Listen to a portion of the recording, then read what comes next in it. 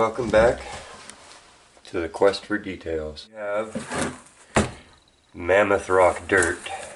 What else do we have in here? Holy moly, something else. We got rocks. What we have is, I know that's crazy, I think I found him on the trip. This is how our rocks came back from the beach. Found them. This is soil that I took out of the ground from directly below where woolly mammoths rubbed on rocks and made them super smooth. It's in one of my past videos on the quest for... They rubbed on these rocks for so long that they made them smooth. Well, the rocks also had garnets in them, sticking out of them, little miniature garnets. Do we see some there? That'd be crazy. So I gathered up the sand because it looked like a lot of them had fallen out, and because I thought maybe there was woolly mammoth hair in the sand, you know? So I brought home a lot, although to search through it would be crazy. So I think what we will do is we will put random spoonfuls under the microscope. I'm going to look through them. I won't show you all that, but I'll show you the cool things I find. And then we're going to pan this down. And the garnet should go to the bottom, will go to the bottom. Garnets end up with your black sand and gold. And then we'll look at it again and see what we got. But I'm going to do it dry first because a lot of the organic matter and hairs would get lost trying to wet pan it. So we got the GPAA Association, Gold Prospectors Association of America.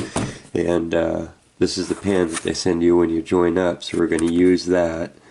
And with no further ado, let's get micro. Oh, do we see a garnet in the middle? I think so, maybe. No, maybe it's just a red bead of sand. Those woolly mammoth hairs? I don't know. Sure, there's some perfect way of getting woolly mammoth hair out of soil, but I am no expert in that. So we're going to put it here. This is a nice little microscope. The cool part about it is that it can be lit up from underneath, or it can be lit up from above. And when you can light things up from above, then they don't have to be see-through. So we can look at solid objects like rocks, sand, pennies, and everything else. When you're going from underneath, of course, those will all just be black except for what's see-through. So, you can get these at any, you know, we got this at like a science kids store. And any kids store, toy store should have one. And then, of course, grown-up online versions. But this is, you know, moderately cheap and super fun. It's not some super high-tech thing here or anything that we're using. This is a kid's microscope kit, but that's the feature that they didn't have a lot of when I was a kid. This makes you like CSI, to be able to look from above, because you can look at anything up close. So it's pretty cool. You put your finger under there. Let's check it out.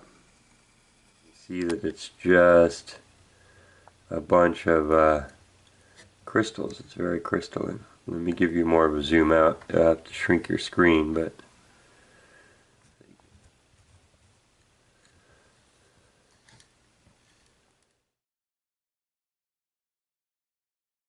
if you look here, we have found a hair. It looks white in color to me, so I don't know. This could be down off of a sheep from 10 years ago. I don't know how long hair lasts, you know. It's not human hair.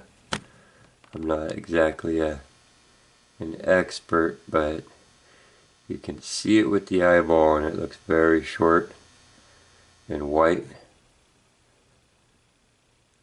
So it could even have been somebody's dog that was walking out there with them.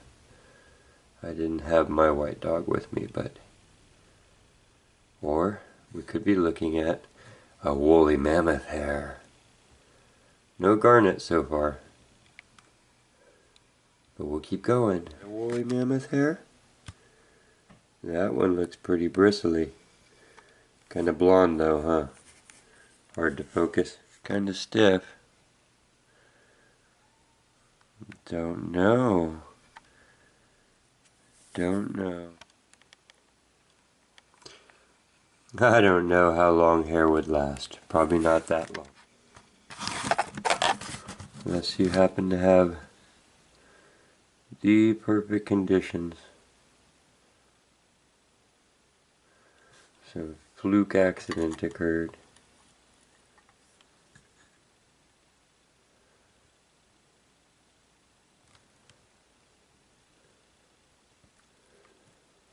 Are these woolly mammoth hairs? That's the most woolly mammoth looking hair. It's long and bristly and has a slight wave to it, and I just can't picture it on any other creature. Looks like it was off something pretty big, but they could have had a yak in this field 5 years ago, so who knows? I don't. Okay, I'm going to pan this down now. Now we're going to take the big rocks out of here just to start with. We're going to shake it dry and get them to the top, because that'll always raise all your big stuff up.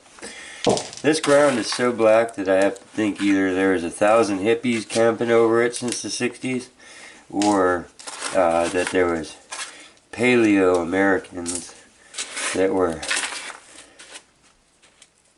camping there enough to turn the ground black in between those rocks, so it might have been a prehistoric camping site too. Bits of shell. That's probably archaeological. Didn't mean to do that.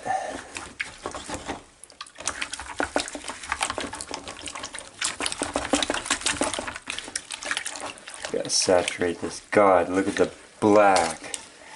So that's terra preta, you know. That's the black earth from humans staining it with their stuff. It's hard in marshes and stuff. You get some good black soil, but the way that this is staining, it's charcoal black. So, but it's been a good windbreak on those bluffs forever. So Native Americans, Russian pioneers, everybody probably camped up there. This is a lot of dirt. So we're gonna keep letting water in there to make sure that we're floating all of our material inside, so I'm not using a whole bunch. But you don't need to use a whole bunch. Whatever's floating away right there is floatables. Let me get some more water in here. Stretch my bottom a little bit. Get my angle. I'm going to clean out my wash basin since last time. I actually didn't even add any more water to it. The same concept. I'm just rinsing organic material off the top, agitating it mostly back and forth. I like to do it back and forth so I don't slosh. Circular motions have a tendency to bring stuff from your heavy collecting lowest area back up into the bottom, even though it's staying on the bottom. I like to generally try and keep working everything to one point, which is that deepest crease below my ripples. I only lay it back to give everything enough room to agitate, and even then I do kind of a back and forth, and then I start tipping it before everything solidifies again while it's still in motion, so that, and then I refine the movements down to ever smaller, and I picture that little crease in the bottom, and I make sure that all of my movements are going to hopefully lead to shaking the heaviest things into that crease. Then we're just rinsing all the other crud off the top. It's some really dirty stuff, but this would be atypical of the amount of water you would have in a lot of spots. And then any of you in the desert states, you know, wow, he's spoiled. Look at that big bucket of water he gets to use on his dirt. So, it's not a necessity.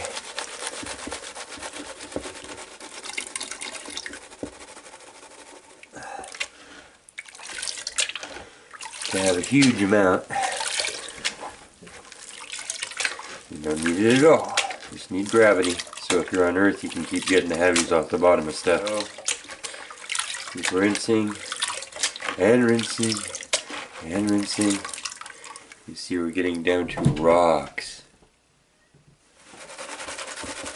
You see how much material we've gotten rid of already, so it'll be way easier to look through everything for the garnets. Hairs, anything organic would have floated away by now, but that's also a really moist environment, so it probably would have rotted. Oh, it's sounding gravelly. About a 50-50 chance the wind and water eroded it, or they did by rubbing on it. Because you have to make big rough rocks smooth, you have to rub on them for a while. So some of these were displaced by the woolly mammoths themselves. Gotta quit talking and finish out here. End up dumping the pan upside down and saying, okay, we're done. Pay attention. Man, this is in dirty water now. Okay. So, let's bring it up here. And I'm just going to pull all the top stuff back. This is hard to rinse. I'll be right back. I'm going to go get some clear water in this pan. And when they ask you what you did to the bathroom sink, I want you to look them right square in the eye and tell them you were looking for woolly mammoth hair. Okay. Pretty darn exciting. We can check for gold too. So, shake all this down there. We'll do this and then we'll just not move these rocks where they would mess us up. I'm just going to try and trap them. I know I'm messing up the bottom. Trap all these big rocks. Don't really want to pull them out right now because I haven't looked at them super close. They seem like they could be cool too because it's actual faces of the rough rock that broke off. This video where this came from is on one of the playlists. Okay, get on the bottom, get on the bottom. Okay. Now we're going to start swirling it around and bring the relative. Oh, I see garnets already. So we're going to use our Garrett gem picker. So that's a set of tweezers that you can use over your pan. And I did see one. There it is. It's small. But you guys and gals, that's a woolly mammoth garnet. That's awesome. That is awesome. I am so happy for that one little stone. Its context is tubular. That's great. Let's see. That's going to be their size. Oh. There are some relatively big garnets in this, and I think we'll be able to collect a few. Just a happy day. Okay, I'm going to gather some up and keep this video pretty short, I think.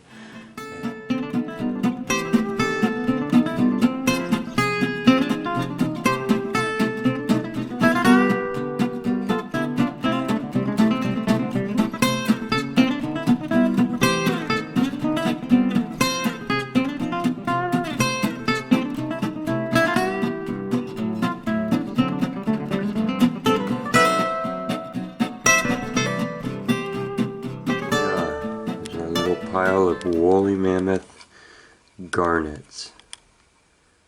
I think they're absolutely beautiful. Absolutely beautiful. They just have a certain color all of their own. They're really awesome.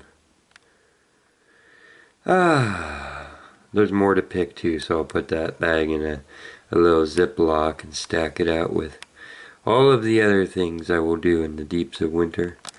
But for now, these are going to go into a little jar. So let's look at these under the microscope real quick, and then we'll look at some of the black sand and the heavy, finest gravels, and then we gotta go.